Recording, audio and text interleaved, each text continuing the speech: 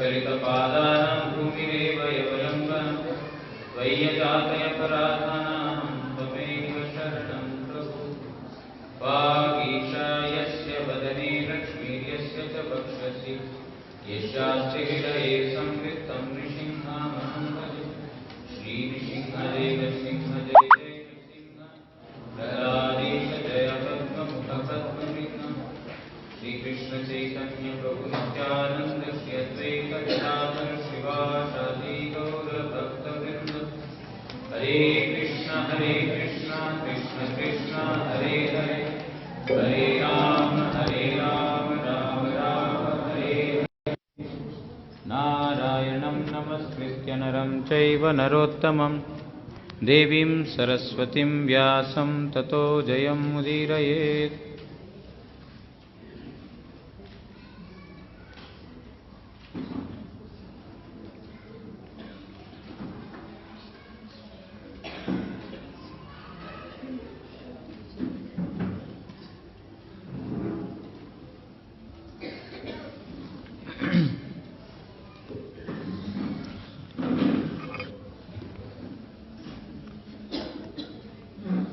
श्रीमद् भागवत अष्टम स्कंद तृतीय अध्याय।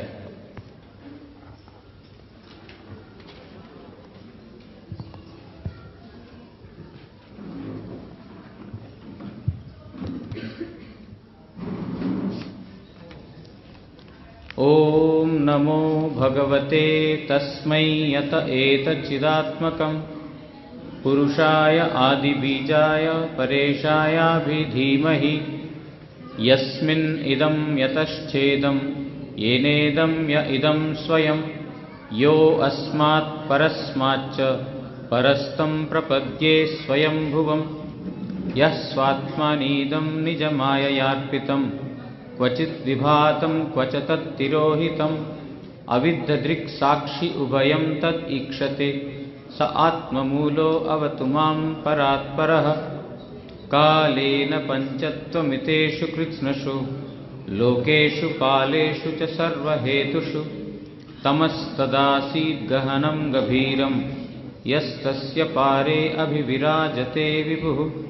न यस्य देवा ऋषयः पदं विदुः जन्तुः पुनः को अर्हति गन्तुमीरितुं।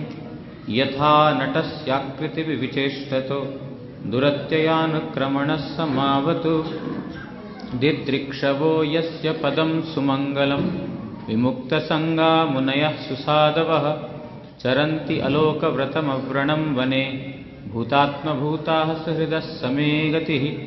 न विद्यते यस्य च जन्म कर्म वा न नामरूपे गुणदोष एव वा तथापि लोकाप्ययसम्भवाय स्वमायया तानि अनुकालमृच्छति। तस्मै नमः परेशाय ब्रह्मणे अनंतशक्तये अरूपाय उरुरूपाय नमः आश्चर्यकर्मणे। कल हमने श्रवण किया था भगवान को, भगवान जिस प्रकार नाना प्रकार का वेशभूषा अलंकृत करके आते हैं, उस भगवान का रूप को देवता लोग और ऋषि मुनि लोग, आप लोग एक साइड क्यों नहीं बैठते हैं? ऐसे सब बैठते हैं।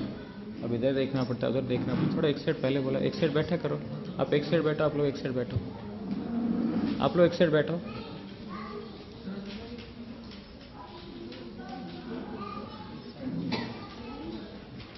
इधर आ जाओ, इधर देखना पड़ता है, उधर देखना पड़ता है। इधर इधर एक लाइन बना दो, उन लोगों को भी थोड़ा देखने तो इधर लाइन बना दो। हाँ ऐसा करो, लेकिन आप लोग तो एकदम उधर बैठते, इधर बैठते, सिर्फ माता लोग सामने बैठते हैं।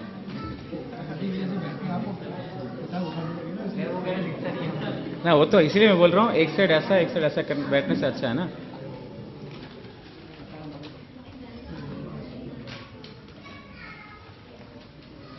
बोल रहे हैं यहां पर, कल हमने श्रवण किया था कि जो भगवान इस प्रकार वेशभूषा से अलंकृत होते हैं, नाना प्रकार का एक जो नाटक में जिस प्रकार नटना करता है, उस प्रकार भगवान आभूषित होकर के चेष्टा करते हैं, जिससे जो क्रियाओं को देवता और ऋषि लोग भी नहीं समझ पाते हैं। मतलब मेरे जैसा एक अर्वाचीन पशु, मतलब जिसका कोई ज्ञान नहीं है, ऐसा पशु और कैसे समझ पाएगा। ऐसे भगवान को मैं रक्षा के लिए प्रार्थना करता हूं। आज हम पढ़ेंगे दिदृक्षवो यस्य पदम सुमंगलम विमुक्त संगा मुनयः सुसाधवः चरन्त्यलोक व्रतम अवृणम वने भूतात्म भूताः सुहृदः स मे गतिः। सुसाधु त्यक्त संग सर्व प्राणीते समदर्शी सुहृद मुनिगण जाहार सुमंगल पददर्शन करिबार वासनाय अरण्य अक्षत ब्रह्मचर्य व्रतपालन व्रताचरण करें से ही भगवान हमार आश्रय हो। बोल रहे हैं इस श्लोक में, जो भगवान श्री कृष्ण का सुमंगल चरण दर्शन करने के लिए, भगवान के चरण परम मंगलमय, उन भगवान का मंगलमय चरण को दर्शन करने के लिए कौन, बहुत बड़े बड़े ऋषि लोग और मुनि लोग, सुसाधु साधु व्यक्ति, त्यक्त संग जो साधारण जो असत संग छोड़ करके, सर्व प्राणीते समदर्शी ऐसे साधु सब प्राणियों में समान दर्शन करते हैं। पंडिता समदर्शिनः सुनीचैव स्वपाकेच। तो जो विद्या से संपन्न व्यक्ति है, कैसी विद्या, जड़ विद्या जत मायार वैभव तुम्हार भजने बाधा। भक्तिविनोद ठाकुर जी बोलते हैं जड़ विद्या अर्जन करने से क्या होगा, ये सब माया का वैभव, जड़ विद्या जत, जितना भी जड़ विद्या है ये माया का ही वैभव है। ये क्या है, तोमार भजने बाधा, ये भजन में बाधा है। मोह जनमिया अनित्य संसारे जीव के कराए गाधा। बोलते हैं ये जड़ विद्या इस प्रकार है कि जीव को इस जगत में मोह उत्पन्न करता है। कैसा, ये मेरा, ये तेरा, या मैं और मैं मेरा संबंधित जो भी है वो सबके प्रति मोह। इसलिए जब जड़ विद्या अर्जन करते हैं, इस जड़ विद्या का ये वैभव है, ये मोह जन्म या अनित्य संसार, ये अनित्य संसार में मोह जन्म उत्पन्न करेगा और जब तक जीवन है तब तक उसको हम छोड़ नहीं पाएंगे।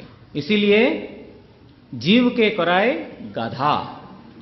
वो इस प्रकार जड़ विद्या इतना जीव को फंसा देता है कि वो आदमी को गधा बनाना मतलब क्या है, तो किस लिए करना है इस वस्तु का ज्ञान ही भूल जाता है। जैसा गधा जो है, इतना हमारा गुरुजी अक्सर बोला करते थे, जिस प्रकार गधा कपड़ा और चीनी का बोरी, चावल का बोरी, ये सब ढो के ले जाता है, लेकिन स्वयं खाने के लिए कुछ नहीं और पहनने के लिए कोई वस्त्र नहीं। इसी प्रकार व्यक्ति अपना जड़ विद्या इतना अर्जन करके नाना प्रकार का कष्ट पा करके सब कुछ इकट्ठा करता है, इकट्ठा करके अपने लिए कुछ रहता नहीं है, तो देता ही रहता है। मेरा जिसको समझता है ये मेरा है, उसके लिए। इसलिए बोल रहे हैं यहां पर कौन सी विद्या, विद्या विनय संपन्न। कौन सी विद्या विनय को प्रदान करेगा, जो भगवत संबंधित विद्या है। भगवत ज्ञान जो भक्तों का संग में प्राप्त होता है वो विनय संपन्न, वास्तविकता में नम्रता लेके आती है। अगर जो विद्या अर्जन करने के बाद हमारे अंदर विनम्र भाव नहीं आया, भगवान का कथा श्रवण किया, भगवान का कीर्तन किया, हरिनाम करते हैं, लेकिन उसके बाद भी विनम्र भाव नहीं आया, वास्तविकता में हम वो भगवत जो वस्तु है, भगवत तत्व है, उसके साथ हमारा कोई संबंध बना नहीं।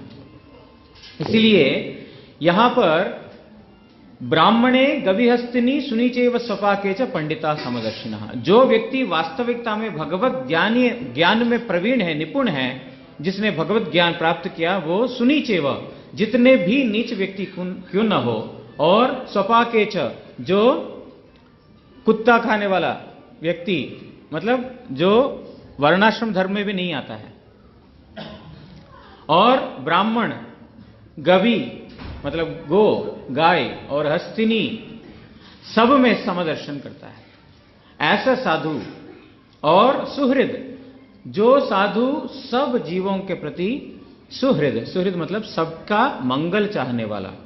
ऐसा व्यक्ति मुनि लोग भगवान का दर्शन करने के लिए सब कुछ छोड़ करके अरण्य में अक्षत ब्रह्मचर्य पालन करते हैं। मतलब कोई संसार में नहीं प्रवेश करके सिर्फ केवल मात्र भगवान के चरणों में ही अर्पित करने का एकमात्र व्रत लेते हैं। ऐसे भगवान जो उनके लिए प्राप्य है, उन भगवान का मैं आश्रय ग्रहण करता हूं। किस लिए ऐसा बोल रहे हैं? क्योंकि इससे पहले वाला श्लोक में उन्होंने बोला था कि देवता और ऋषियों को भी आप आसानी से समझ में नहीं आते हैं, समझ नहीं पाएंगे वो लोग भी। लेकिन कैसे व्यक्ति समझ पाएंगे, इस श्लोक में बोल रहे हैं। जो आपके लिए सब कुछ छोड़ करके मत कृते त्यक्त कर्माणि त्यक्त सजन बांधवात, कौन व्यक्ति करेगा? मयि अनन्य भावेन भक्तिम कुर्वन्ति ये दृढ़ाम।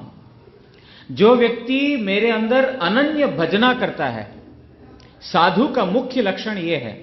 गौण लक्षण है तितिक्षु कारुणिक, जो सबके प्रति जो है करुणा भाव रखता है, और तितिक्षु मतलब धीरज, धैर्य, और सुहृद सर्वदेही नाम, सबके प्रति सुहृद मतलब अच्छा मंगल चाहने वाला, और अजात शत्रु, उनका कोई शत्रु नहीं है। शांत, हमेशा शांत, धीर, स्थिर, सुस्त रहेगा। और साधव, जितने भी जो शास्त्रों में बताया गया जो साधु का क्रियाएं हैं, उन क्रियाओं के माफिक उनका जीवन रहता है। ऐसा साधु भूषण, ये सब साधु के भूषण है। लेकिन ये सब गौण लक्षण है। मुख्य लक्षण, जिस प्रकार एक मछली पानी के बगैर नहीं रह सकता, उसी प्रकार एक भक्त भगवत कथा के बगैर, भगवान का नाम संकीर्तन के बगैर वो एक पल भी नहीं रह सकता है। ये है भक्त का वास्तव लक्षण। इसलिए बोलते हैं मयि अनन्य भावेन भक्तिम कुर्वन्ति ये दृढ़ाम। कपिल भगवान माता देवहूति को बोलते हैं, मेरा अनन्य भाव से जो मेरा भजन करता है, कैसे? दृढ़ाम, दृढ़ता के साथ कि मेरी भजना करने से सब कुछ हो जाएगा और संसार का कोई क्रिया करने का जरूरत नहीं है। मत कृते, मेरा सेवा करने के लिए, मेरा कार्य करने के लिए, त्यक्त कर्माणि, जितने भी जगत के कार्य हैं सबको छोड़ देता है। त्यक्त सजन बांधवात, अपना स्वजनों को भी छोड़ देता है, अपने बंधु बांधव को भी छोड़ देता है। किस लिए? मेरी सेवा करने के लिए, मेरा जो कार्य है उसको करने के लिए सब कुछ करता है। ये साधु है, ये साधु का वास्तव लक्षण है। क्यों? वो साधु कभी भी संसार में नहीं रह पाएगा। वास्तविकता में जिसको भगवान का जो सेवा करने का अभिलाषा है वो और नहीं रह पाएगा। तो यहां पर बोल रहे हैं सर्व प्रकारे अदृश्य होइले भागवत धर्मेर आचरण परायण भक्त गणेर दृश्यत्व बोलते चेन दिदृक्षव। अब इतने सारे साधनाओं से भी जो जिन व्यक्ति को दर्शन करना दुर्लभ है, वो व्यक्ति भागवत धर्म आचरण करने से प्राप्त होंगे। इसलिए यहां पर बोल रहे हैं दिदृक्षव, कैसे व्यक्ति को? साधु व्यक्ति को आप दर्शन देते हैं, लेकिन देवता, ऋषि, मुनि, इन लोगों को नहीं। तो इसलिए बोल रहे हैं कि जो भागवत धर्म आचरण करते हैं, भगवान उद्धव को बोलते हैं, 11वें स्कंद में आता है, न साधयति माम योगो न सांख्य धर्म उद्धवा न स्वाध्याय तपस्त्याग यतो भक्त ममूर्जिता। जैसे मेरे में ऊर्जिता भक्ति, ऊर्जिता भक्ति मतलब साधारण भक्ति नहीं, तीव्र भक्ति। यहां पर ऊर्जिता भक्ति मतलब भगवान के लिए जो तीव्र आराधना करता है, तीव्र भजना करता है, हे उद्धव मैं उसी व्यक्ति को प्राप्त हूं। न साधयति माम योगो, कोई योग साधना से मेरे को कोई प्राप्त नहीं कर सकता है। इतना सारा हठ योग, नाना प्रकार का योग बैठ करके कर लिया, आसन, प्राणायाम इत्यादि बहुत सारा उसके अंदर योग क्रियाएं हैं। इतना मुश्किल से क्रिया किया, बोलते हैं ना साधयति, मैं प्राप्त नहीं होता। न सांख्य, सांख्य तत्व क्या है? सांख्य तत्व मतलब ये इस पृथ्वी में जितने भी प्रकार के जो तत्व है, 5 तत्व, जो भूमि, मिट्टी, वायु, ये सब, प्रकृति और गुण, ये सब जो सांख्य तत्व इन सब के बारे में ही बताता है। तो जब जिसको ये सब तत्व के बारे में अच्छे से ज्ञान हो जाता है तो इसके ऊपर जाने के लिए प्रयास करता है, जो सांख्य तत्व जो कपिल भगवान ने ही दिया। लेकिन यहां पर श्री कृष्ण उद्धव को बोल रहे ना सांख्यो ना धर्म। अच्छा, कोई वर्णाश्रम धर्म पालन करके हम भगवान को प्राप्त करते, बोलते नहीं, वर्णाश्रम धर्म से भी मैं प्राप्त नहीं होऊंगा। जब राय रामानंद को महाप्रभु ने पूछा था, करो पढ़ो श्लोक साध्य निर्णय, श्लोक पढ़ो, श्लोक बताओ, साध्य साधन तत्व के बारे में तुम बताओ, साध्य साधन तत्व के बारे में कैसे बताओ, पढ़ो श्लोक। श्लोक बोल करके जो भगवत गीता जो ग्रंथ है उसे श्लोक पढ़ करके साध्य साधन तत्व का तुम निर्णय करो। उन्होंने बोला स्वधर्म आचरणे विष्णु आराधन सर्वोत्तम साधन। जो अपना अपना जो धर्म है, क्या, वर्णाश्रम धर्म, सवई पुंसाम परो धर्मो यतो भक्तिर अधोक्षजे अहित की अप्रतिहता ये आत्मा सुप्रसिद्धति। सब जितने भी प्राणी हैं जो वेद विहित धर्म है, जो वर्णाश्रम धर्म है, उस वर्णाश्रम धर्म के हिसाब से करते हुए जो विष्णु आराधना करता है वो सर्वोत्तम साधन है। भगवान यहां पर ये नहीं बोला कि ये गलत है, ये गलत है, ये नहीं बोला, बोला यह बाह्य, ये बाहर का है। क्यों? वर्णाश्रम धर्म कब? मैं ब्राह्मण हूं, मैं क्षत्रिय हूं, मैं वैश्य हूं, मैं ब्रह्मचारी हूं, मैं सन्यासी हूं, मैं गृहस्थ हूं, ये अहंकार शरीर का है, अभी भी आत्म परिचय में नहीं आया। वर्णाश्रम धर्म इसीलिए बताया गया कि वर्णाश्रम धर्म में रहते हुए स्वधर्म आचरण करने के लिए, अपना अपना धर्मों को आचरण करने के लिए, उस धर्म को मतलब जो वेद को छोड़ करके जो धर्म है उसको खंडित करने के लिए, वेद विहित धर्म करने के लिए वर्णाश्रम धर्म का बताया। लेकिन महाप्रभु बोलते हैं यह बाह्य, ये बाहर का है। आगे कहो और इससे थोड़ा ऊपर का कुछ वस्तु है तो बताओ। तो क्या बोलते हैं? कर्म त्याग। पहले कर्मार्पण बोला, स्वीकार नहीं किया। कर्म त्याग, जितने भी जो संसार का कर्म है उसको त्याग दो, यह बाह्य, ये भी बाहर का है। मतलब जब तक जागतिक उपाधि है वहां पर महाप्रभु उसको भी स्वीकार नहीं किया। इसलिए बोलते हैं न सांख्यो धर्म उद्धव, हे उद्धव, न सांख्य तत्व को अच्छे से जानने से, न योग सिद्धि से, और ना ही वर्णाश्रम धर्म को पालन करने से, न स्वाध्याय, बहुत अच्छे से अध्ययन करता है, ज्ञान बहुत है, श्लोक बहुत आता है, बहुत अच्छे से उल्लेख कर सकता है, ना स्वाध्याय, अच्छे से अध्ययन कर लिया, न तपह, अच्छे से तप कर लो, ये व्रत वो व्रत, इतना चांद्रायण व्रत हो गया, सूर्य व्रत हो गया, बहुत सारे व्रत हैं, शास्त्र उठा करके पढ़ेंगे, बहुत नाना प्रकार के व्रत हैं, सारे व्रत कर लो, न तपह, न त्याग, त्याग से चलो ठीक है भगवान को त्याग से प्राप्त कर देंगे, ये त्याग बोलते ना। कल हमने सुना ना, त्याग कौन कर सकता है? ये कि कब अभिमान आएगा त्याग? जब मेरा है वस्तु, इस प्रकार अभिमान आएगा, मेरा क्या है वस्तु, मैं त्याग कर सकता हूं जिसको। इसीलिए कोई भी ना स्वाध्याय न तपः त्याग यथो भक्ति ममोजिता, जिस प्रकार मेरे ऊर्जिता भक्ति से जो मैं प्राप्त हो सकता हूं उस प्रकार ये कोई भी क्रियाओं से नहीं। इसीलिए यहां पर बोल रहे हैं ऋषि मुनि लोग और देवता लोग भगवान को नहीं प्राप्त कर पा रहे हैं, लेकिन जो भागवत धर्म का अवलंबन कर रहे हैं वो भागवत धर्म अवलंबन करने वालों को दिदृक्षवा, वो आपको देख रहे हैं, आमने सामने देख रहे हैं। जो इतना प्रयास करने के बाद भी जो भगवान का दर्शन नहीं होता है, वो भक्ति योग से, केवल मात्र भक्ति करने से भगवान को आमने सामने देख रहे हैं, प्रत्यक्ष रूप में। तो यहां पर इसलिए बोल रहे हैं भागवत धर्मेर आचरण परायण भक्त गणेर दृष्टव्य बोलते चन, जहां सुमंगल श्रीचरण कमलेर दर्शन करते इच्छा करिया। ये भक्त लोग क्या करते हैं कि भगवान का सुमंगल चरण का दर्शन करने के लिए, दिदृक्षव पदम सुमंगलम, सुमंगल पद भगवान के, मंगलमय भगवान, उनका जो भी शरीर का अंग है सब मंगलमय है और उनका जो भी क्रिया है वो भी मंगलमय होगा।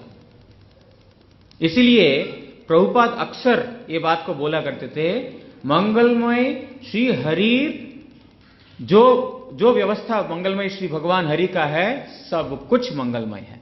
जो भी व्यवस्था में उनको रखते हैं। ऐसा भगवान का सुमंगल, हम भक्तिविनोद ठाकुर जी कीर्तन करते हैं ना, अशोक अभय अमृत आधार तुम्हार चरण द्वाय ताहाते खौन विश्राम लभिया छाड़ीनु भवेर भाई। बोलते हैं आपका चरण कैसे हैं? अशोक, जहां पर कोई शोक नहीं है, अभय, जहां पर कोई भय नहीं है, अमृतेर आधार, अमृत का आधार है, मतलब जिसको जानने से, भगवान का श्री चरणों को जानने से क्या है? अमृतत्व प्राप्त होता है। असतोमा सद्गमया तमसोमा ज्योतिर्गमया मृत्योर्मा अमृतंगमया। मृत्यु से ऊपर उठ करके अमृत को प्राप्त करता है। मतलब अमृत को प्राप्त करना मतलब जो व्यक्ति अपना वास्तव वस्तु का, वास्तव तत्व का अनुभव करता है। कैसे? भगवान का श्री चरण का दर्शन से। इसीलिए जो सुखदेव गोस्वामी जैसे लोग जो ब्रह्म में विचरण कर रहे थे, ऐसा व्यक्ति भी जब श्री कृष्ण का जो गुण अनुवर्णन जब श्रवण किया था, तुरंत वो आकर्षित हो गए, क्योंकि भगवान के चरण कमलों में अमृतमयी धारा है, जो बड़े बड़े ऋषि मुनि भी इसको देख करके आकर्षित हो जाते हैं। तो इसलिए बोल रहे हैं कि भगवान का जो चरण, मंगलमयी चरण, उनका दर्शन करने के लिए साधु लोग, भक्त लोग क्या करते हैं? विमुक्त संगाह, बोलते हैं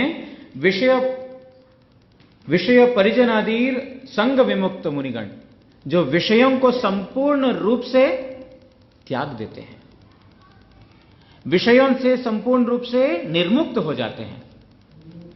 क्यों? क्योंकि भगवान को प्राप्त करने के लिए उनके अंदर तीव्रता, और तीव्रता की वजह से, जैसा भी हमने श्रवण किया था, जिनको भगवान में अनन्य भक्ति हो गया, वो कोई संसार का कार्य में लिप्त हो ही नहीं सकता। बड़े बड़े संतों को देखा, गृहस्थ आश्रम में रहते हुए भी उन्होंने वैसा संसार में लिप्त नहीं हुए, सब समय उन्होंने भगवान के लिए ही दे दिया। इस प्रकार विमुक्त संग, साधारण जो जनसंग करते हैं लोग, उन सब का संग त्याग देते हैं। एवं बस इतना ही नहीं, मुक्तगण होइते वो विशिष्ट साधु संगी भक्तगण। अब असत्संग त्याग कर दिया, इतना नहीं, जो साधुओं का संग करते हैं, वास्तविकता में हमारी हरिकथा में भगवान में रुचि है कि नहीं, वो हमारा साधु संग में रुचि है कि नहीं, इससे पता चलता है। अगर साधु संग में हमारा रुचि नहीं है, तो यह समझना कि भगवान में हमारा रुचि उत्पन्न नहीं हुआ, क्योंकि हमेशा भक्त साधुओं के बीच में ही रहना चाहता है। बोल रहे हैं यहां पर मुक्ति व्यक्ति को भी त्याग कर देते हैं, जो मुक्त गण हैं उनको भी त्याग देते हैं। ये संसारिक जो अभिलाषा लेकर के जो घूमते रहते हैं, उनको तो छोड़ते ही छोड़ते हैं, लेकिन मुक्त कुल से भी जो उत्तम जो भक्तगण साधुगण हैं, उनके संग में रहते हैं। क्यों? ब्रह्मा जी अपना स्तव में श्री कृष्ण को बोलते हैं कि ज्ञाने प्रयासम उदपास्य नमंत एव जीवंती सन्मुखरिताम भवदीय वार्ताम स्थाने स्थिता श्रुतिगतांग तनुवांग मनोभि ये प्रायशो अजित अजितो अपि असितैस्त्रिलोक्याम। ब्रह्मा जी अपना स्तव में बोल रहे हैं, ज्ञाने प्रयासम, ज्ञान का प्रयास को उदपास्य, उदपास्य मतलब कंप्लीटली, संपूर्ण भाव से, परिपूर्ण भाव से उसको उदपास्य, उसको फेंक देते हैं, ज्ञान का प्रयास। क्यों? मुक्ति का अभिलाषा है वहां पर।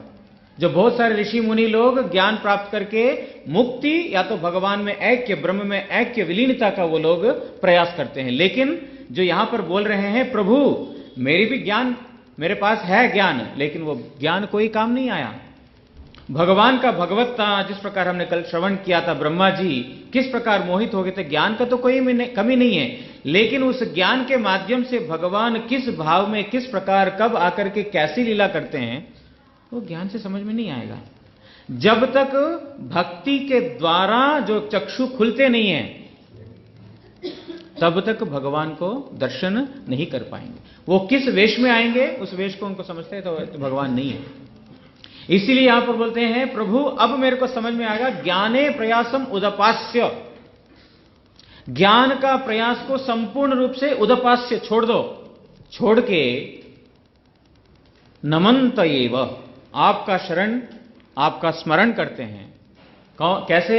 जीवंत सन्मुखरिदाम भवदीय वार्ताम, जो जीवंत साधु है, जो साधु है उनके पास रह करके भवदीय वार्ताम, आपका हरि कथा, स्थाने स्थिता, एक जगह स्थित होकर के, इधर उधर जाने से नहीं होगा, स्थाने स्थिता, एक स्थान, साधु जहां पर बैठे हैं वही हमारे लिए तीर्थ है।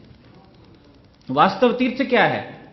इधर गया उधर स्नान किया, इधर गया उधर स्नान किया, ये पाप से मुक्त हुआ, वो इससे पाप मुक्त हुआ, नहीं, ये तीर्थ नहीं है। वास्तविकता में तीर्थ क्या है? जहां पर साधु है वो तीर्थ है। स्थाने स्थिता, एक स्थान में स्थित होकर के, श्रुतिगतांग तनुवांग मनो भी, जो साधु के पास रह करके उस श्रुति वाक्य को तनु वांग मनो भी, वाणी से, वचन से, शरीर से, और तनु वाक, मन और मन, ये तीनों से जो व्यक्ति साधु के पास रह करके तन मन और मन, तन मन और सर्वस्व दे करके जो साधु का हरिकथा श्रवण करता है, क्या होगा? ये प्रायशो अजित जितो अप्यसित स्त्रीलोक्यम, बोलते हैं वैसे भगवान को प्राप्त करना सुदुष्कर है। अजित वस्तु है, लेकिन वो अजित वस्तु भी जित हो जाएंगे साधु के पास रह करके, साधु के मुख से हरि कथा श्रवण करने से। इसीलिए भक्त लोग क्या करते हैं, वो मुक्त कुल, जो व्यक्ति जो मुक्त के लिए जो उपासना करते हैं, मुक्ति प्राप्त करते हैं, असत्संग तो छोड़ते ही छोड़ते हैं, लेकिन मुक्ति उपासक लोगों से भी जो श्रेष्ठ साधु है उनके संग में जाकर के रहते हैं। उनके संग में रहने से क्या होगा? भगवान का लीला है, भगवान का जो नाम है, भगवान का जो धाम है, भगवान का जो गुण है, उनका बार बार श्रवण करेंगे। श्रवण करने से धीरे धीरे धीरे धीरे उनका अनुभव होगा। इसलिए बोल रहे हैं कि कैसे साधुओं को आप दर्शन देते हैं। यहां पर बोल रहे हैं कि जो भक्तगण के साथ, साधुओं के साथ जो संग करते हैं, अलोक व्रतम, लोक बोलते वर्णाश्रम आचरण युक्त, जो लोकव्रत, लोकव्रत मतलब क्या है? जो साधारण लोग आचरण करते हैं, क्या? वर्णाश्रम धर्म, ये अलोक व्रत हो जाते हैं। अ मतलब वो नेगेटिव, जो वर्णाश्रम धर्म को भी छोड़ देते हैं। मतलब परमहंस लोग, जो परमहंस लोग जो सन्यास से भी ऊपर उठ गए, जैसे हमारा गुरुजी है ना, बोलते हैं परमहंस परिव्राजकाचार्य, वो सरस्वती ठाकुर जी बोलते हैं परमहंस जो व्यक्ति आ गया वो सन्यास से भी ऊपर है, क्योंकि सन्यास भी एक धर्म है, सन्यास भी एक उपाधि है, लेकिन जब परमहंस आ गए सन्यासी उपाधि से भी ऊपर उठ गया। ये है परमहंस। परमहंस शब्द हम ऐसे साधारण लोग के लिए यूज कर देते हैं, परमहंस। परमहंस मतलब जो सन्यासी से भी श्रेष्ठ है, सर्वोत्तम, सन्यासी का मुकुटमणि है, वो परमहंस है। तो ऐसा परमहंस के साथ जो संग करते हुए जो साधारण लोकव्रत, जो साधारण वर्णाश्रम धर्म को त्याग कर देते हैं, ताहा होते अतीत भागवत व्रतेर आचरण करें। अब वर्णाश्रम धर्म को छोड़ दिया, लेकिन कुछ तो पकड़ना पड़ेगा, क्या? भागवत धर्म का आचरण करते हैं।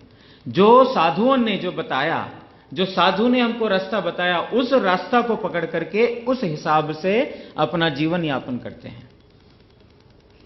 ऐसे व्यक्ति को भगवान दर्शन देते हैं, मतलब वही लोग देख पाते हैं। जेमन श्री एकादशे नवजोगेंद्र संवादे उक्त हইয়াছে, धावन नमील्य व नेत्रे न स्खलेन पतेदिह, अर्थात चक्षु निमीलन करिया धावित हইলেও এই भागवत धर्मे स्खलन व पतन নাই। এখানে निमीलन अर्थे अज्ञान। जो भगवान जो निमि के पास जब नवयोगेंद्र आए थे, उन्होंने जब भागवत धर्म के बारे में उन्होंने जिज्ञासा किया, प्रश्न किया, आप कृपा करके भागवत धर्म के बारे में बताइए, हम भागवत धर्म के बारे में जानना चाहते हैं।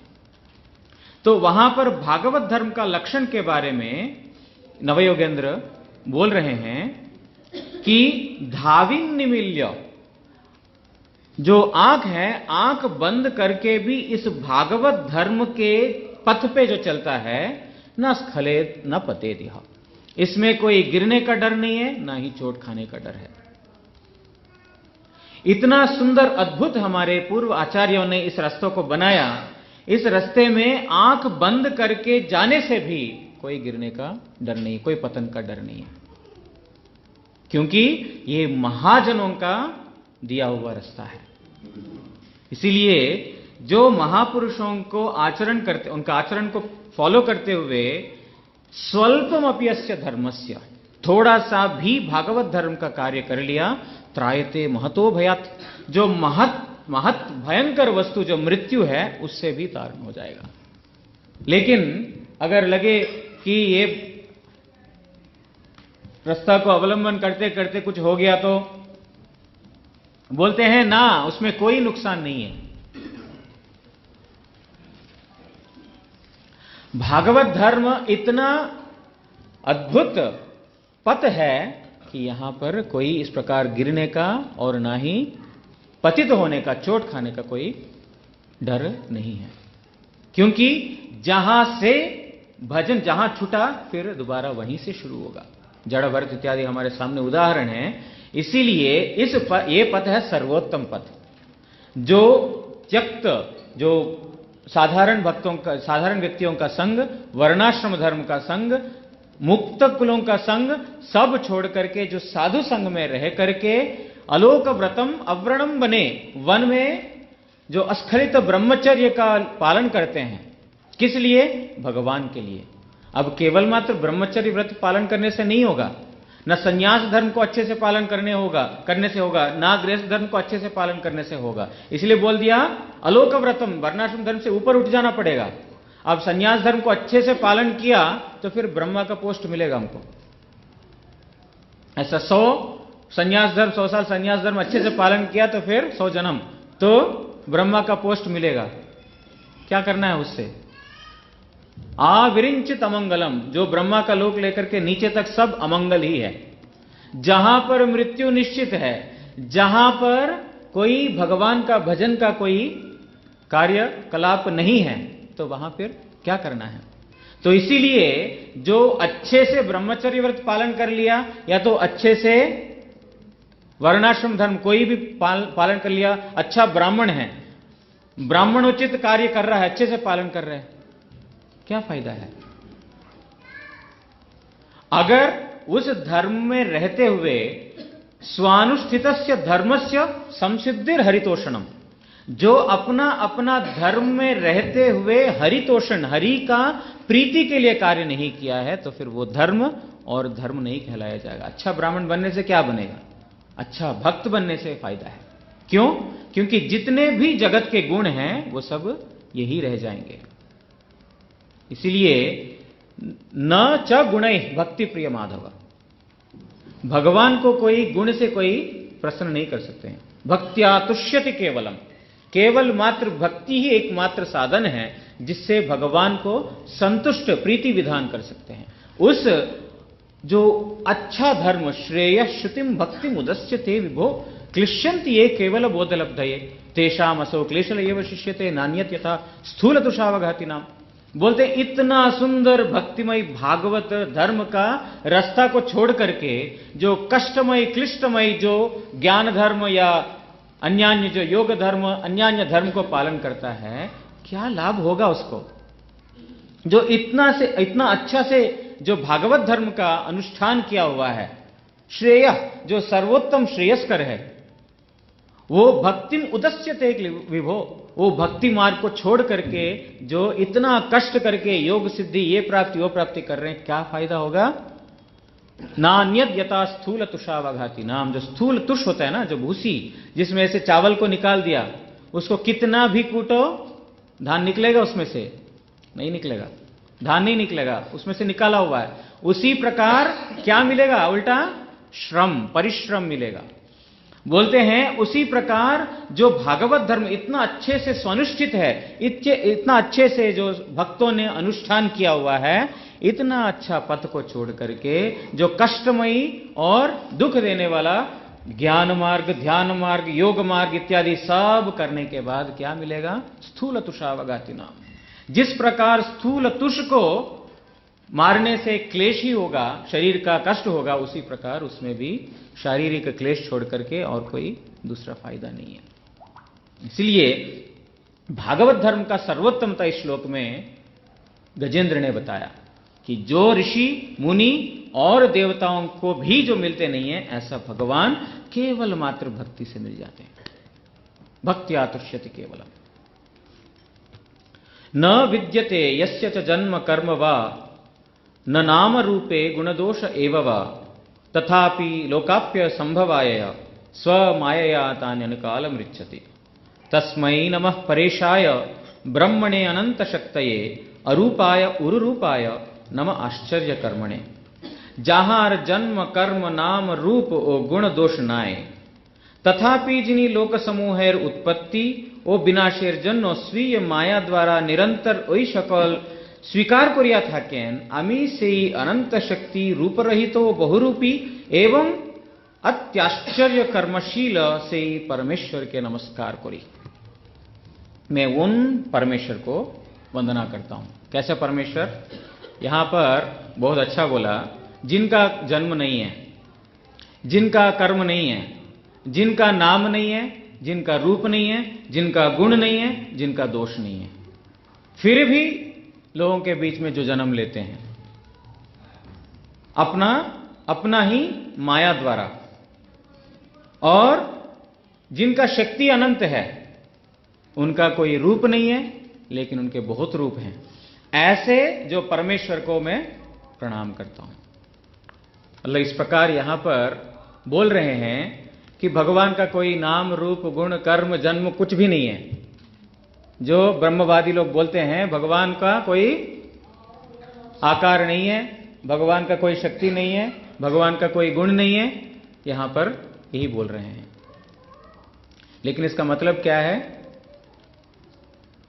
हमारे शायद मैंने किससे सुना याद नहीं है, पूज्यपाद संत गोस्वामी महाराज एक बार कलकत्ता मठ में आए थे।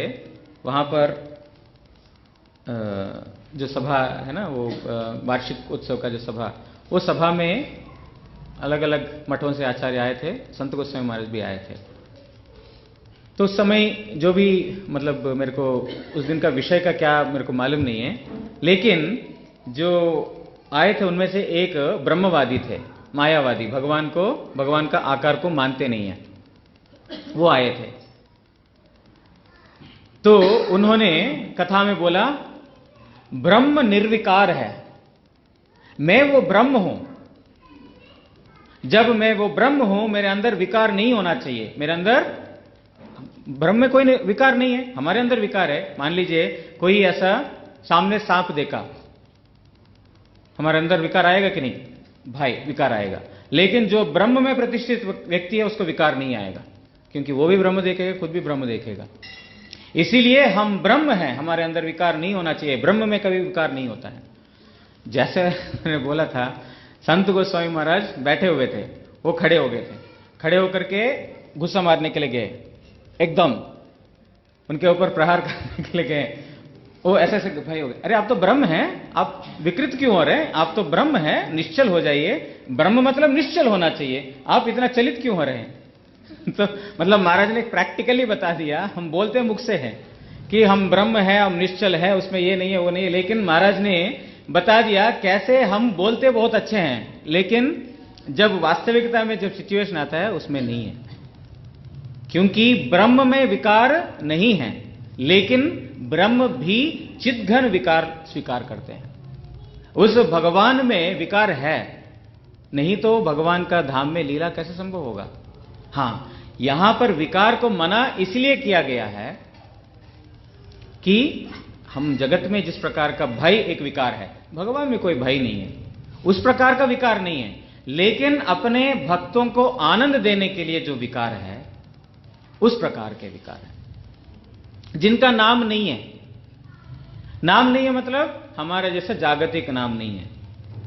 अब आपका नाम दीपक है, ये दीपक जी हैं, तो क्या ये लाइट बंद करने से यहां पर प्रकाश डाल देंगे? डाल देंगे। नाम और व्यक्ति में बहुत फर्क है। जो नाम दिया है और जो हम हैं बहुत अलग है। एक नाम संसार में दिया इसीलिए कि घर में 3-4 संतान है, एक व्यक्ति को दूसरे व्यक्ति से अलग दिखाने के लिए। अब ए बेटा इधर आ तो 10 बेटे 10 आ जाएंगे। बेटा को या तो 1 2 3 4 रखो, ABCD रखो, कुछ तो रखो, नहीं तो दीपक चंपक और कुछ तो रखो, नाम रखना पड़ेगा अलग अलग एक उनको बुलाने के लिए। लेकिन भगवान का नाम ऐसा नहीं है, जागतिक गुणों से नहीं है। कृष्ण मतलब क्या है? सर्व आकर्षक, सर्व आनंददायक। भगवान का नाम इस जगत के हम जैसे लोगों का नाम है ऐसा नहीं है। भगवान का नाम जो नाम है, जब क्या नाम है, संदीपन मुनि जब आए थे, बच्चे को देखा, बच्चे का नामकरण करना है। उन्होंने देखा कि इस व्यक्ति को, इस बच्चे को क्या नाम दूं। उन्होंने देखा ये व्यक्ति सबको आकर्षण करेगा, सबको आनंद प्रदान करेगा, इसलिए इसका नाम होगा कृष्ण। जी हाँ, गर्गाचार्य, हाँ गर्गाचार्य जो है, उन्होंने उनको कृष्ण नाम रखा। क्यों? सर्वाकर्षक। भगवान का जितने भी नाम पड़े हैं, जो भी नाम, सारे नाम उनका जो गुणों के ऊपर या उनका लीलाओं के ऊपर या उनके जो पार्षद हैं उनके साथ। गिरिधारी नाम रखा है। गिरिधारी मतलब क्या है? उन्होंने गोवर्धन उठाया। हम लोगों का भी किसी का गिरिधारी नाम है, एक पत्थर भी नहीं उठा सकते, गिरिधारी तो दूर की बात है। मतलब भगवान का नाम और हमारा नाम एक नहीं है। इसीलिए भगवान का नाम नहीं है, इसका मतलब क्या है? हमारा जैसा एक प्राकृतिक नाम नहीं है। भगवान का जन्म नहीं है। भगवान का जन्म नहीं है मतलब क्या है? हमारा जैसा जन्म होता है। कैसे जन्म होता है? हमारा कर्म को भोगने के लिए। हमने कुछ किया है कर्म, उस कर्म को भोगने के लिए हमको जबरदस्ती कोई आना नहीं चाहता है, लेकिन कर्म से बंधी बन करके हम इस जगत में आते हैं। कोई मरना नहीं चाहता, लेकिन कर्म का बंधन से मरना भी पड़ेगा। ये कर्म का बंधन से हमारा सब कुछ हो रहा है, लेकिन भगवान, उनका जन्म कर्म का बंधन से नहीं है, ना ही इस जगत से उनका तिरोधान कर्म का बंधन से। बहुत लोग इस बात से बहुत कंफ्यूज्ड हैं कि एक व्याध ने तीर मारा, उस व्याध का तीर मारने के कारण श्री कृष्ण खत्म हो गए, मर गए, शब्द यूज करते हैं। क्यों? क्योंकि पिछले जन्म में उन्होंने बाली को पीछे से, पेड़ के पीछे से छुप करके मारा, इसीलिए इस जन्म में व्याध, बाली ही व्याध बन करके आया और पेड़ के पीछे से छुप करके मारा। भगवान को भी देखो कर्मफल है।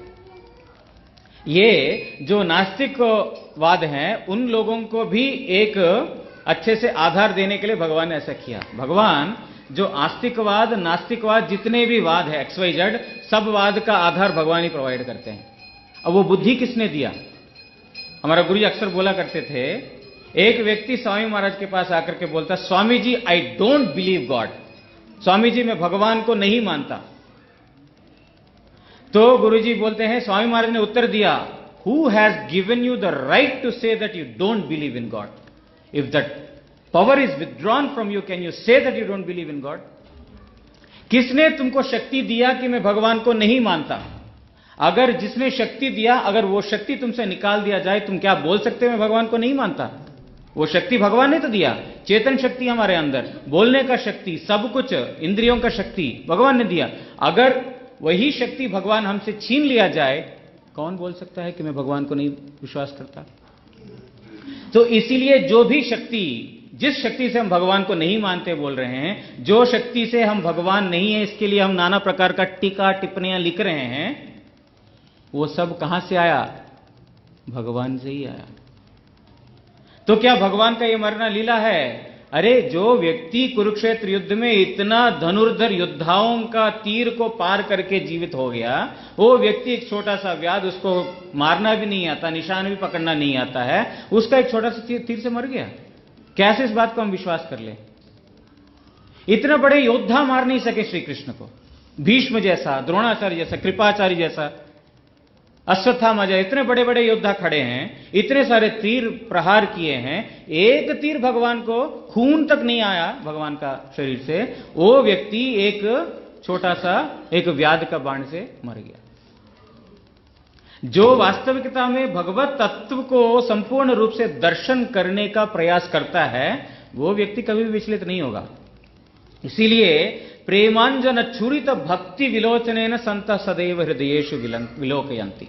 उस भगवान को कौन देख सकता है? प्रेमांजन रूपी, प्रेम रूपी अंजन जब आंखों के ऊपर लगाते हैं, मतलब भक्त रूपी अंजल, काजल, उसके माध्यम से संत सदैव हृदयेषु विलोकयन्ति।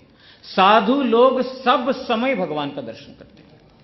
कैसे कैसे भगवान? यम श्याम सुंदरम अचिंत्य गुण स्वरूपम। किनकी दर्शन करते हैं? वो श्याम सुंदर स्वरूप। कैसे? अचिंत्य गुण। यहां पर बोल रहे गुण नहीं है, लेकिन ब्रह्मा जी बोल रहे हैं आपके अचिंत्य गुण हैं। यहां पर गुण नहीं है, क्यों बोला? क्योंकि हम जैसा सोचते हैं ना, ऐसा गुण नहीं है। हमारे यहां पर गुण, मेरे अंदर अच्छा गुण है, किसी के हिसाब से अवगुण भी हो सकता है। कोई व्यक्ति अच्छा दानी है घर में, है ना, घर में जो कुछ भी है लुटाता रहता है, देता रहता है, देता रहता है। बोलते है, बीवी बोलती है यार ये मेरा पति जो है ना ऐसा सब कुछ लुटाता रहता है। गुण अच्छा है, अच्छा गुण है कि नहीं दान देना, लेकिन पत्नी के हिसाब से वो अवगुण है, या तो बच्चे के हिसाब से, कोई भी XYZ। मतलब यहां पर कोई भी गुण का एक एंगल नहीं होता है। एक एंगल से गुण है, दूसरा एंगल से अवगुण है। एक के लिए अच्छा है, दूसरे के लिए खराब है। लेकिन भगवान का इस प्रकार का गुण नहीं है। इसीलिए अचिंत्य गुण स्वरूप, उनका गुण जागतिक गुण नहीं है जो एक को अच्छा लगेगा एक को खराब लगेगा। वहां पर जो भी गुण है अचिंत्य है, मतलब हमारे चिंता से बाहर है। जो भगवान वहां पर माखन चोरी कर रहे हैं, भगवान ये कर रहे हैं, वो कर रहे हैं, किस लिए कर रहे हैं? अपना भक्तों का आनंद प्रदान करने के लिए। वहां पर चोरी करना अच्छा लीला है, यहां चोरी करना जेल का सजा है। चोरी भी वहां पर भक्त लोग आनंद से करते। चोराग्र गण्य पुरुष अष्टकम बिलोमंगल ठाकुर ने लिख दिया कि सबसे बड़ा चोर है, उसके लिए अष्टक भी लिख दिया। और यहां पर कोई चोर है तो पुरस्कार देते हैं, सम्मान देते हैं, बहुत अच्छा चोरी किया, बहुत बढ़िया टेक्निक यूज किया, कोई देते हैं पुरस्कार? नहीं देते। लेकिन वहां पर सब भक्त लोग पुरस्कृत कर रहे हैं कि हे प्रभु आप किस प्रकार के चोर हैं। क्यों? क्योंकि भगवान जो करता है वो सब भक्तों को आह्लादन आनंद प्रदान करने के लिए। इसीलिए वहां के गुण इस जगत के गुण के साथ हम कंपेयर करते हैं, इसीलिए बोलते हैं भगवान का गुण नहीं है। अरे भगवान के अंदर हमारे जैसा हेय गुण नहीं है। जो गुण को हेय करना चाहिए ऐसा गुण भगवान के अंदर नहीं है। न दोष, उनके अंदर कोई दोष नहीं है। इस जगत में जहां पर गुण है वहां पर दोष है। ये जगत ऐसा है कि हमेशा प्लस है तो माइनस है, हमेशा प्लस ही प्लस होगा, हमेशा माइनस ही माइनस होगा, ऐसा नहीं। ये द्वंद्व है। ये जगत ये द्वंद्वमय है प्रत्येक वस्तु का।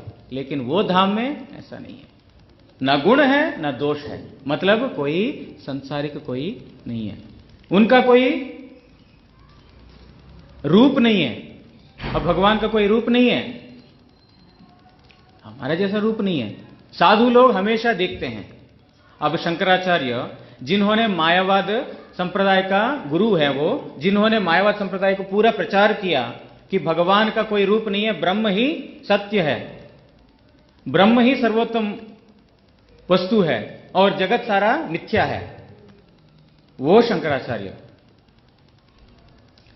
वो भगवान का गुण वर्णन करते हुए बोलते हैं, भजे व्रजैक मंडनम समस्त पाप खंडनम सभक्त चित्त रंजनम सदैव नंद नंदनम।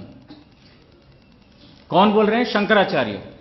जिन शंकराचार्य को हम बोलते हैं कि मायावाद सिद्धांत, और वैसे ही लोग जानते हैं, लोग बोलते हैं ना भज गोविंद, उन्होंने गोविंद का भजन करने के लिए बोला। मूढ़मते तुम गोविंद का भजन करो, संप्राप्ते सन्निहिते काले नहीं नहीं रक्षते डुक्रिन करने। तुम अच्छे से अध्ययन कर लिया, अच्छे से तुम्हारा शास्त्र का अध्ययन है, वो उसके ऊपर तुमने बहुत सारा टिप्पणियां भी लिख दी, टीकाएं लिख दी, सब कुछ तुम्हारा ज्ञान बहुत अच्छा है।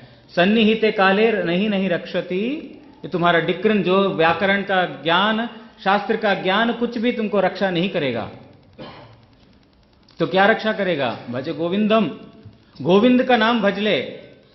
अगर वो गोविंद का नाम तुमने भजन नहीं किया तो फिर बाकी कुछ तुमको काम नहीं आएगा।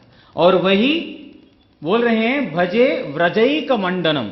देखिए किस प्रकार शंकराचार्य श्री कृष्ण का जो लोग समझते हैं, साधारण जो शंकर संप्रदाय के लोग समझते हैं कि वो ऐसे ही भगवान का एक काल्पनिक एक उन्होंने मूर्ति स्वीकार करने के लिए बोला था, लेकिन जब हम ब्रह्म तत्व हो जाते हैं हम विलीन हो जाते हैं, ऐसा बहुत लोग समझते हैं। लेकिन इसमें बोल रहे हैं भजे व्रजैक मंडनम, जो ब्रज का एकमात्र अलंकार है। कौन? नंदनंदन, नंद का कुमार जो श्री कृष्ण, और समस्त पाप खंडनम, जितने भी पाप है सबको खंडन करने वाले, और स्वभक्त चित्त रंजनम। देखिए शंकराचार्य भी भक्ति की बात बोला वहां पर, स्वभक्त चित्त रंजनम, अपने भक्तों का चित्त को रंजन करने वाले। कौन? कब? सदैव, कुछ समय के लिए नहीं। बोलते हैं ना कुछ समय के लिए भगवान का एक इमेजिनरी रूप को एक्सेप्ट करके पूजा करो, उसके बाद जो है जैसे जैसा तुम ब्रह्म उपासन में आगे बढ़ोगे तो फिर सारा काल्पनिक जितना मूर्तियां हैं सब कुछ छोड़ करके तुम ब्रह्म में विलीन हो जाओगे। वो बोल रहे हैं सदैव नंदनंदनम, नंदनंदन सदैव अपने भक्तों का चित्त का रंजन करते हैं। लेकिन वास्तविकता में इस व्याख्या को नहीं समझ पाए, जो नहीं समझ पा करके नाना प्रकार का व्याख्या करते हैं, वो लोग समझते हैं क्या कि भगवान का कोई रूप नहीं है, भगवान का कोई गुण नहीं है, भगवान का कोई लीला नहीं है। हमारे गुरु महाराज जी एक बार की घटना बताते हैं, आप लोगों ने सुना होगा निश्चय। एक बार गुरु जी एक किसी के घर गए थे भिक्षा मांगने के लिए, साथ में एक क्या नाम, शायद श्रीधर प्रभु ऐसा कुछ तो है उनका नाम, तो परम गुरु जी का शिष्य। तो फलाने के घर जाकर के भिक्षा मांगना था। तो फिर वो गुरुजी बोलते हम तो जानता नहीं, हम तो कहीं बाहर नहीं जाता है, तो हम गुरुजी के पास बैठा रहता है, हम सब कुछ करता है, लेकिन गुरुजी ने बोला वहां जाकर के भिक्षा करके आओ। तो हम तो घर नहीं जानते हैं, लेकिन वो श्रीधर प्रभु है, मेरे को लगता है श्रीधर प्रभु ही उनका नाम है, वो बोलते हैं कि मैंने देख लिया, मैं लेके जाता हूं। तो श्रीधर प्रभु मेरे को लेके गए, वो उनके घर गए थे। वो माता जी ये निरंकारवाद, निरीश्वरवाद, और वो ऐसे ही वो लोग ब्रह्म सत्य जगत मिथ्या, वो लोग तो यही बोलते हैं ब्रह्म सत्य है और जगत मिथ्या है। तो जैसे हमारे गुरुजी, बाकी लोग गए थे, गुरुजी और वो ब्रह्मचारी जाकर के बैठे और बोले माता जी हम चैतन्य गौड़ी मठ से आए हैं, हम राधा कृष्ण के उपासक हैं, तो हम ऐसा कोई भगवान को मानते नहीं है, ये सब मिथ्या है, ब्रह्म ही एकमात्र सत्य है।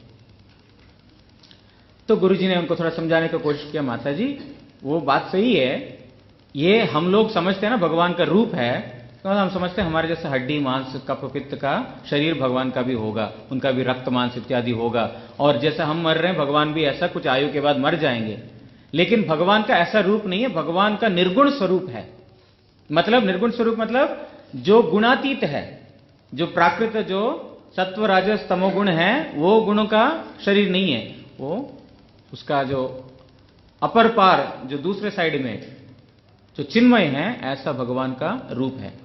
तो वो जितना भी गुरुजी बोलने का कोशिश करते हैं वो एक ही बोलती है, ये सब मिथ्या है, सब मिथ्या है, हम भगवान को नहीं मानते हैं। तो भगवान गुरुजी ने बहुत कुछ समझाया, कितना भी बोला तो वो एक ही बात, ब्रह्म सत्य जगत मिथ्या, सब मिथ्या, सब मिथ्या है। गुरुजी बोलते हैं बहुत कुछ प्रयास कर लिया, अब बोलते हैं माता जी ये जगत मिथ्या है ना, आप कहां पे है, आप इस जगत में हैं, इस जगत मिथ्या है तो फिर आप भी मिथ्या है, आप मिथ्या है तो आप जो बात बोल रहे हो वो भी मिथ्या है, इसलिए आपने जो बोला ब्रह्म सत्य जगत मिथ्या, वो मिथ्या है। ये जगत मिथ्या है, जगत में आप है वो मिथ्या है, आप ही मिथ्या, आपका बात भी मिथ्या है। तो गुरुजी बोलते हैं, तो साथ में जो ब्रह्मचारी गए, नहीं ऐसा नहीं बोलना, भिक्षा नहीं देंगे। बोलते हमको भिक्षा नहीं चाहिए, यहां पर हम भिक्षा लेने के लिए नहीं आए। जो भगवान का जो वास्तव तत्व सिद्धांत नहीं समझा, इतना समझाने के बाद भी सब मिथ्या, सब मिथ्या, सब मिथ्या, मिथ्या नहीं है। मिथ्या है तो आप जो बोल रहे हो वो भी मिथ्या है, आपका अस्तित्व नहीं है। तो इस प्रकार जो वास्तविकता में भगवान का जो स्वरूप को नहीं समझा, या जो पूर्व आचार्य जो भी आए, उन आचार्यों का जो वास्तविकता में क्या शिक्षा दे रहे हैं वो समझ में नहीं आए, इस प्रकार का हमारा बुद्धि उस साइड जाएगा। तो बोल रहे हैं यहां पर नाम नहीं है, रूप नहीं है और गुण दोष उनके अंदर नहीं है। तथापि जिनी लोक समूहेर उत्पत्ति और विनाशेर जन्य स्वीय माया द्वारा निरंतर वही सकल स्वीकार करिया थाकेन, लेकिन तब भी भगवान स्वीकार करते हैं। कैसे? अपनी ही माया के द्वारा, अपना ही रचित माया के द्वारा वो रूप ग्रहण करते हैं। कैसे रूप? यहां पर बहुत स्पष्ट रूप में लिखा, उत्पत्ति ओ विनाशेर जन्य। उत्पत्ति के लिए, जगत का सृष्टि करने के लिए और जगत को विनाश करने के लिए। जगत को सृष्टि करने के लिए कौन है? ब्रह्मा। और जगत का विनाश करने के लिए शिव। बोल रहे हैं माया, अपना ही स्वरचित माया के द्वारा आप ब्रह्मा बनते हैं, शिव बनते हैं, है ना। ब्रह्मस्तव में आता है ना, क्षीरम यथा दधि विकार विशेष योगात संजायते नहीं तत् प्रत्येक अस्ति हेतु यह शंभुताम अपि तथा समुपैति कार्यात्। जो भगवान विष्णु ही स्वयं, जिस प्रकार क्षीर दूध से दही बनता है, एक खटाई मिश्रण करने के बाद दूध जो है दही बन जाता है, उसी प्रकार हे विष्णु आप तो गुणातीत वस्तु हो, लेकिन जब आप तमोगुण को स्वीकार करते हो तब आप शिव बनते हो। मतलब वही जब गुणों को वर्ण करते हैं, इसीलिए जो शिव हैं गुणावतार में आते हैं। भगवान का वो भी अवतार है लेकिन गुणावतार। ब्रह्मा जी गुणावतार, ये जगत को सृष्टि करने के लिए। यहां पर यही बोला, लोगों को उत्पत्ति और संहार के लिए निज जो पालन कर रहे हैं विष्णु, उसके बारे में यहां पर बताया नहीं। क्यों? विष्णु मायातीत, माया का अधीश, बाकी माया अधीन, माया के दास। भगवान का जो ब्रह्मा जी, उनका ही जो अपना ही अवतार, जिसको बोला हमने गुणावतार, वो भी श्री कृष्ण का माया से मोहित हो गए। लेकिन भगवान अपनी माया से कभी मोहित नहीं हो सकते हैं, क्योंकि उनके तो अधीन में है माया। जैसे वो डायरेक्ट करेंगे वैसे वो करेगी माया। इसीलिए बोल रहे हैं कि आपको नाम रूप इत्यादि कुछ भी नहीं है, उसके बावजूद भी आप गुण को स्वीकार करके उत्पत्ति और प्रलय करते हैं। निरंतर वही सकल स्वीकार करिया थाकेन अमी से ही अनंत शक्ति, ऐसा जो अनंत शक्ति संपन्न भगवान, और क्या? रूप रहित, जिनका रूप नहीं है, जिन भगवान का कोई रूप नहीं है लेकिन बहुरूपी। ये भगवान में ही एक विरोधाभास है। विरोधाभास समझते हैं? दो जो विरोध वस्तु एक साथ रहना। भगवान अणयोर अनियान महतो महीयान, बड़े से बड़े हैं, छोटे से छोटे। कैसे? हम कुछ तो एक हो सकते हैं, हम तो या बड़े हैं नहीं तो छोटे हैं, हम बच्चे हैं या तो बूढ़े हैं, कुछ तो एक होंगे। हम बूढ़े भी हैं, बच्चे भी हो सकता है, नहीं होगा। लेकिन इस प्रकार का विरोधाभास सिर्फ श्री कृष्ण भगवान में है। छोटे से छोटे हैं, बड़े से बड़े हैं, सबसे शक्तिशाली है, निशक्ति है। मतलब जितने भी विरोध आभास है सब श्री कृष्ण में है, भगवान में है। वो सिर्फ वहीं पर संभव है और दूसरा जगह संभव नहीं है। तो बोल रहे हैं जिनका कोई रूप नहीं है फिर भी जो बहुरूपी हैं, जिनका अनंत रूप है। कितने सारे भगवान रूपों में यहां पर आ गया। किस लिए? भगवान आते हैं भक्तों का आनंद वर्धन करने के लिए। उनका एक ही कारण है, जो ब्रह्मा शिव बनते हैं लय और संहार और उत्पत्ति के लिए, लेकिन जो स्वयं अपना नाना प्रकार का रूप धारण करके आते हैं वो भक्तों का आनंद प्रदान करने के लिए, वो माया से नहीं। जिस प्रकार सत्यव्रत मुनि ने एक मछली को देखा, उनको उस प्रकार का दर्शन देने के लिए, और किसी को कृष्ण रूप में, किसी को राम के रूप में, किसी को नृसिंह के रूप में, किसी को वराह के रूप में, एक एक भक्त को एक एक रूप में दर्शन दे करके उन्होंने आनंद वर्धन किया। बहुरूपी हैं लेकिन कोई भी माया जनित रूप नहीं है कभी, क्योंकि उन्होंने वो गुणों को स्वीकार करके नहीं करते हैं। वो अपना ही भक्तों का जो विरह अग्नि को दूर करने के लिए, उस ताप को उपशमन करने के लिए भगवान स्वयं नाना प्रकार का रूप लेकर के भक्तों को दर्शन देते हैं, लेकिन उनका कोई रूप नहीं है। ऐसा अत्याश्चर्य कर्मशील, ऐसा जो अत्याश्चर्य कर्मशील, जो अति आश्चर्यजनक जो कर्म करने वाले हैं, आश्चर्यजनक मतलब जो देख करके किसी को भी समझ में नहीं आएगा। जो इंद्र ने भी, अभी हम गोवर्धन पूजा के दिन सुनेंगे कैसा इंद्र भी मोहित हो गया, ब्रह्मा मोहित हो गया, और इतना बड़ा विद्वान सार्वभौम भट्टाचार्य वो महाप्रभु को देख करके मोहित हो गया। वो साधारण एक सन्यासी समझा, उनको वेदांत सुनाने लग गया। कैसे भगवान आश्चर्य कर्मणि है, ऐसा आश्चर्य कर्म करते हैं साधारण लोग कभी भी नहीं समझ पाते। मैं उन भगवान को, उन परमेश्वर को मैं नमस्कार करता हूं। इस प्रकार उन्होंने स्तुति किया। वांछा कल्पतरुभ्यश्च कृपा सिंधुभ्येव पतितानां पावनेभ्यो वैष्णवेभ्यो नमः।